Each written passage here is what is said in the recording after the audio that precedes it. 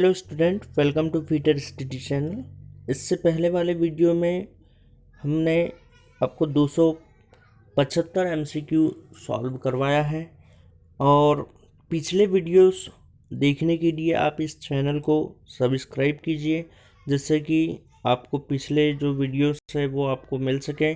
और इस वीडियो के माध्यम से मैंने आप लोगों के लिए 420 जो प्रश्न है उसका कलेक्शन तैयार किया है। इस वीडियो को आप ज़्यादा से ज़्यादा शेयर करिए और लाइक करिए। आज का ये जो वीडियो है इसमें हम 276 से स्टार्ट करेंगे, जो कि 276 नंबर जो क्वेश्चन पूछा जा रहा है वह है, निम्नलिखित में से किस धातु के जॉब पर सामान्य थ्रेडिंग करते समय मिट्टी के तेल का प्रयोग किया जाता है, यानी कि केरोसिन का प्रयोग कौन से धातु के लिए किया जाता है। तो यहाँ पर ऑप्शन है mild steel, B cast iron, C aluminium और D high speed steel.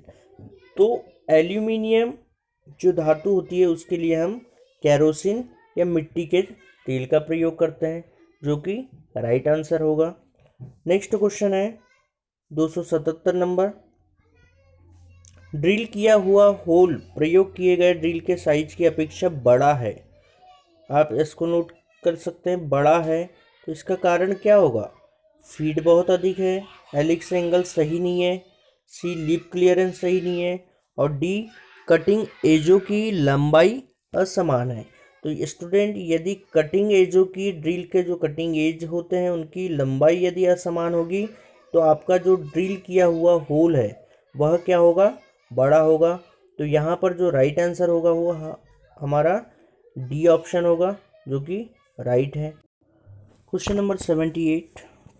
Factory में सेल्फ लोडिंग और उन्हें विभिन्न स्थानों पर शिफ्ट करने के लिए कौन सा होइस्टिंग प्रयोग किया जाता है। तो यहाँ पर स्टूडेंट, जो फैक्ट्री में होइस्टिंग की जो बात की जा रही है, तो होइस्टिंग का मीनिंग होता है आप किसी भी जो लगेज होता है या पार्ट होता है उसे एक स्थान से दूसरे स्थान पर ले जाने के लिए जिस मशीनिंग इक्विपमेंट का इस्तेमाल करते हैं उसे हम होइस्टिंग कहते हैं। अब यहाँ पर जिब क्रेन की बात की जा रही है, फोर्कलिफ्ट, चैन होइस्ट और गियर होइस्ट। तो यहाँ पर जो जिब क्रेन जो होता है, जिब क्रेन किस प्रकार का होइस्टिंग उपकरण है। यह फैक्ट्रियों में किसी भी सामान को एक स्थान से दूसरे स्थान पर उठा करके ले जाने के लिए हम किसका इस्तेमाल करते हैं, जिब क्रेन का। Question number 279। एक कोण की सबसे छोटी इकाई होती है। कोण की सबसे छोटी इकाई क्या होगी, रेडियन होगी, बी सेकेंड, सी मिनट और डी डिग्री।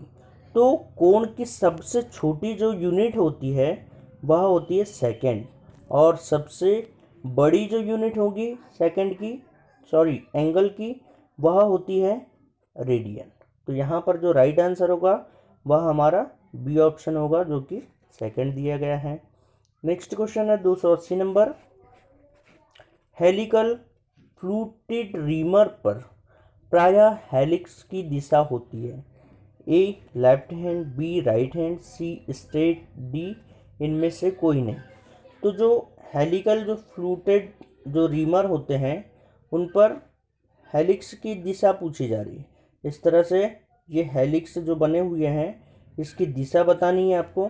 तो यहाँ पर हेलिक्स की जो दिशा होती है वह कैसी होती है, लेफ्ट हैंड होती है। तो यहाँ पर राइट आंसर होगा लेफ्ट हैंड। नेक्स्ट क्वेश्चन है 281 नंबर। सेल रीमर को मशीन पर निम्नलिखित में से किस साधन द्वारा पकड़ते हैं। सेल रीमर, यहाँ रीमर का प्रकार पूछा जा रहा है। तो सेल रीमर की बात की जा रही, तो उसे हम किस साधन द्वारा पकड़ते हैं, ड्रिल चक, बी आर्बर, सी सॉकेट और डी स्लीव। तो जो सेल रीमर होता है स्टूडेंट, उसे हम आर्बर की सहायता से पकड़ने का काम करते हैं। नेक्स्ट क्वेश्चन है 282 नंबर। ड्रिल का कौन सा कोण परिवर्तित नहीं किया जा सकता है, यानी ड्रिल का ऐसा कौन सा कोण होता है जिसे हम चेंज नहीं कर सकते। तो चीजल का जो कोण होता है वह cutting angle, lip clearance angle, C helix angle और डी चीजल एज एंगल। तो यहाँ पर इस तरह से ड्रिल को मैं आपके लिए स्केच कर दे रहा हूँ, ये वाला को, ये इस तरह से ड्रिल होती है। अब यहाँ पर कटिंग एंगल की जो बात की जा रही है, तो कटिंग एंगल ये होता है, इसे हम चेंज कर सकते हैं। चेंज कैसे कर सकते हैं? ग्राइंडर से ग्राइंडिंग करके। दूसरा जो लीप क्लियरेंस एंगल जो होता है, जब हम कटिंग एंगल ग्राइंडिंग करते हैं तो यहाँ का जो लीप होता है, ये वाला जो लीप क्लियरेंस एंगल होता है, ये भी चेंज होना शुरू हो जाता है। परंतु ये जो हेलिक्स एंगल जो बने होते हैं, ये इस तरह के जो हेलिक्स एंगल जो बने होते हैं, ये इनको हम परिवर्तित नहीं कर सकते। तो हमारा यहाँ पर जो राइट आंसर होगा वह होगा हेलिक्स एंगल। नेक्स्ट क्वेश्चन है 18-8 स्टेनलेस स्टील का अभिप्राय है। 18% टंगस्टन और 8% क्रोमियम, यानी कि 18-8 का जो स्टेनलेस स्टील पूछा जा रहा है उसमें मिश्रण की बात की जा रही है कि 18% कौन सी धातु मिली होगी और 8% कौन सी धातु बनी होगी। तो सबसे पहले हम देखते हैं कि स्टेनलेस स्टील की बात होती है, तो स्टेनलेस स्टील किसका मिश्रण होता है? Nickel plus chromium, nickel plus chromium का मिश्रण होता है। अब यहाँ पर यदि हमें इस तरह का उत्तर पता है तो हम डायरेक्ट यहाँ पर सी ऑप्शन पर क्लिक करते हैं। सी ऑप्शन पर कैसे क्लिक करेंगे? नहीं करेंगे। यहाँ पर क्रोमियम और निकेल भी दिया हुआ है जो कि 18% और 8%। तो सबसे ज़्यादा मात्रा में जो धातु मिली होती है वह कौन सी होती है? क्रोमियम मिली होती है। और 8% क्या मिला होता है? निकेल मिला होता है। तो हमारा जो राइट आंसर होगा वह होगा 18%। अभी इससे पहले मैंने स्टूडेंट आप लोगों को डायरेक्ट सी करके बताया था, तो इस तरह से आपको नहीं करना है, क्योंकि आपने यहाँ पर निकेल देख लिया और क्रोमियम देख लिया, परंतु यहाँ पर मिश्रण की बात हो रही है जो कि 18% क्या होता है? क्रोमियम होता है और 8% क्या होता है? निकेल होता है। तो इस प्रकार से हमारा जो उत्तर होगा वह बी ऑप्शन होगा। नेक्स्ट क्वेश्चन है 284 नंबर। एक एल्यूमिनियम ब्लॉक को स्मूथ फिनिश करना है, निम्नलिखित में से किस कट की फाइल सबसे अधिक उपयुक्त है? तो जो एल्यूमिनियम जो ब्लॉक है, यानी कि एल्यूमिनियम ब्लॉक किस प्रकार की धातु होगी? सॉफ्ट मटेरियल होगा।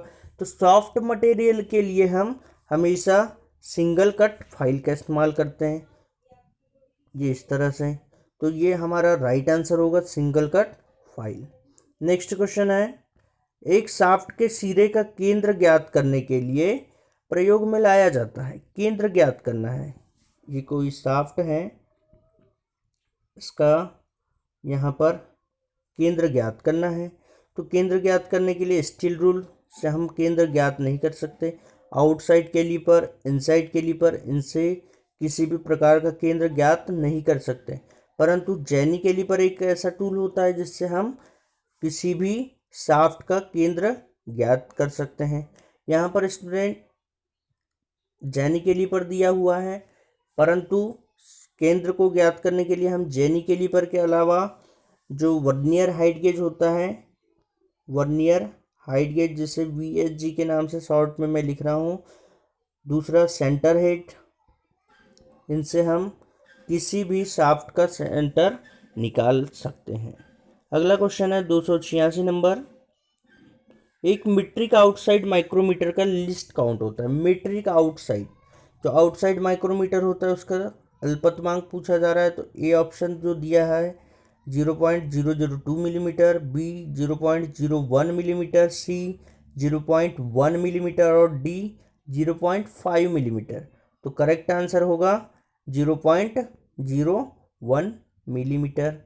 नेक्स्ट क्वेश्चन है, एक मीट्रिक वर्नियर कैलिपर का अल्पतमांक होता है। मीट्रिक वर्नियर, जो वर्नियर कैलिपर की जो बात की जा रही है, तो मीट्रिक जो वर्नियर कैलिपर होता है उसका लिस्ट काउंट कितना होता है? 0.02 मिलीमीटर। क्वेश्चन नंबर 288 पूछा जा रहा है, माइक्रोमीटर के अपेक्षा वर्नियर कैलिपर के अधिक लाभ है, क्योंकि जो माइक्रोमीटर होता है और यहाँ अपेक्षा, जैसे हम अपेक्षा लिखेंगे, वर्नियर कैलिपर के अधिक लाभ है, क्यों है?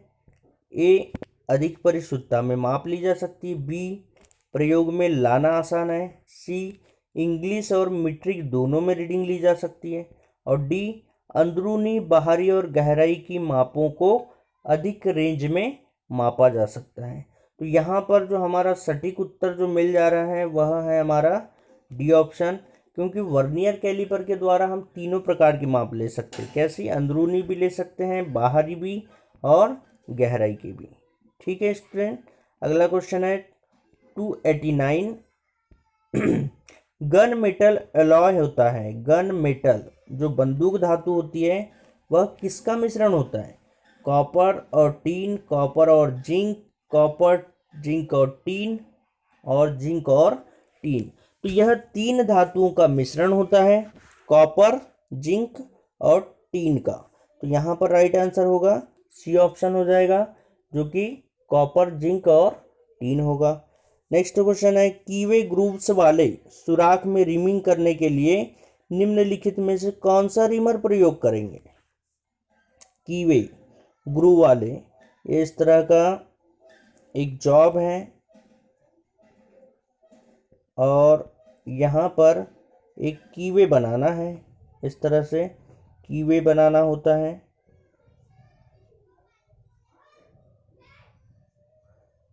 कीवे बना हुआ है, तो यहाँ पर किस प्रकार के रिमर का इस्तेमाल करेंगे? Straight fluted reamer, B helical fluted reamer, C taper reamer, और डी जो पूछा जा रहा है वायलेट रिमर। तो यहाँ पर स्टूडेंट जो हम रिमर का प्रयोग करेंगे वह होगा हमारा helical fluted reamer. Next question है 291 नंबर, व्हील की ग्लेजिंग के लिए निम्नलिखित में से कौन सा कारण नहीं होता है? ग्लेजिंग, यहाँ ग्लेजिंग पूछा जा रहा है तो व्हील की बात हो रही है, तो ग्राइंडर की बात की जा रही है कि ग्राइंडर में ग्लेजिंग वाला जो दोष होता है वो किस कारण नहीं होता? व्हील की ड्रेसिंग सही न होना, गंदा कूलेंट प्रयोग करना, सॉफ्ट व्हील के स्थान पर हार्ड व्हील प्रयोग करना, और डी, फीड की दर अधिक फाइन होना। तो यहाँ पर जो हमारा राइट आंसर होगा वह होगा व्हील की ड्रेसिंग सही न होना। तो ये हमारा राइट आंसर हो जाएगा, क्योंकि कौन सा कारण नहीं होता है पूछा जा रहा है, तो इस प्रकार का कारण नहीं होता है कि व्हील की ड्रेसिंग के द्वारा ग्लेजिंग वाला दोष नहीं होगा। नेक्स्ट क्वेश्चन है 292 नंबर, मशीन रिमर की अपेक्षा हैंड रिमर कैसे भिन्न होता है? मशीन रिमर की अपेक्षा जो मशीन रिमर होता है वह हैंड रिमर की अपेक्षा कैसे अलग नहीं होता है? कटिंग एजों के लिए लंबी बेवल लीड होती है। बी, कटिंग दांतों की संख्या अधिक होती है, कटिंग दांतों की संख्या कम होती है।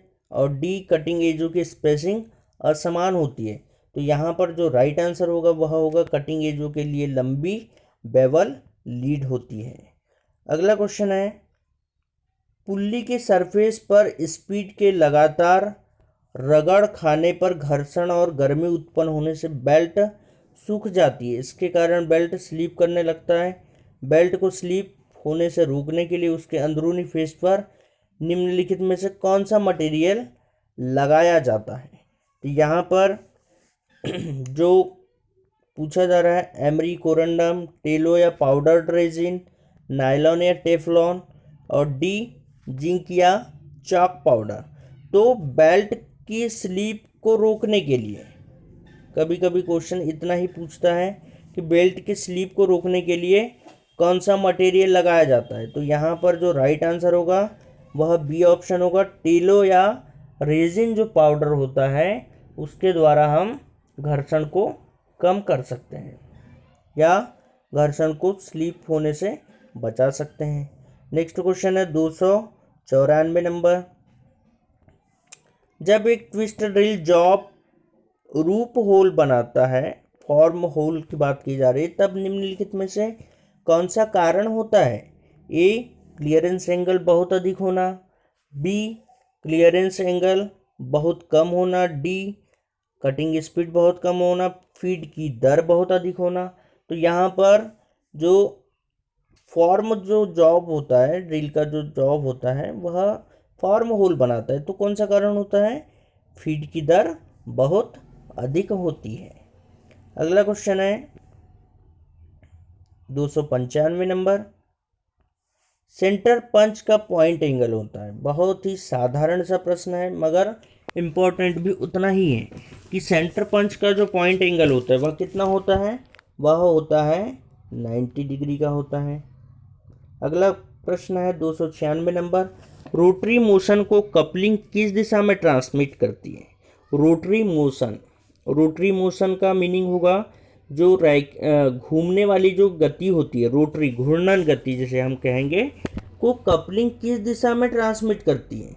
अक्षीय दिशा में, समकोण दिशा में, समानांतर अक्ष दिशा में या वर्टिकल अक्ष दिशा में?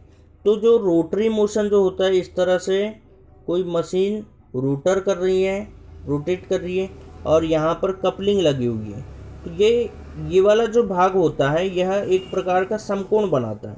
तो यहाँ पर जो हमारा राइट आंसर होगा वह होगा समकोण दिशा। क्वेश्चन नंबर 297 पूछा जा रहा है। हीट ट्रीटमेंट के द्वारा टफनेस पैदा करने और ब्रिटलनेस कम करने वाली जो विधि होती है उसे कहते हैं।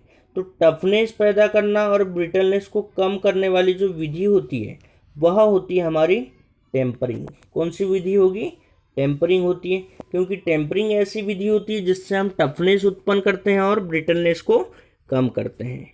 नेक्स्ट क्वेश्चन है 298 नंबर। एक क्लियरेंस फिट में अधिकतम क्लियरेंस होता है। क्लियरेंस फिट की जो बात की जा रही है, इससे हमने पहले फिट के क्वेश्चन पढ़ चुके हैं। तो फिट कितने प्रकार के होते हैं? 3 प्रकार के, क्लियरेंस फिट, ट्रांजिशन फिट और इंटरफियरेंस फिट। तो यहाँ पर क्लियरेंस फिट की बात की जा रही है, तो ऑप्शन देख लेते हैं। अधिकतम होल और न्यूनतम शाफ्ट के बीच अंतर, न्यूनतम होल और अधिकतम शाफ्ट के बीच अंतर, अधिकतम होल और अधिकतम शाफ्ट के बीच अंतर, न्यूनतम होल और न्यूनतम शाफ्ट के बीच अंतर। तो जो क्लियरेंस फिट जो होता है वह अधिकतम होल और न्यूनतम शाफ्ट के बीच का अंतर कहलाता है। अगला क्वेश्चन है 299 क्वेश्चन।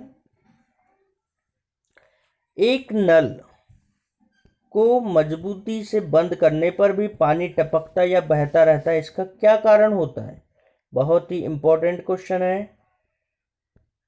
ए, स्पिंडल की थ्रेड्स घिस जाना, बी, स्टफिंग बॉक्स में दोषयुक्त पैकिंग होना, घिसी हुई या दोषयुक्त वाशर होना और डी, वाल्व पर वाशर लूज होना। तो स्टूडेंट ये एक नल, यहाँ पर कभी प्रश्न में नल की जगह टूटी देता है। क्या देता है? टूटी। नल नहीं लिखता है परंतु टूटी जरूर लिखेगा। तो टूटी को मजबूती से बंद करने पर भी पानी टपकता रहता है, तो क्या कारण है? मेन कारण हमें ढूंढना है। तो इसका मेन कारण होता है घिसी हुई या दोषयुक्त वाशर का होना।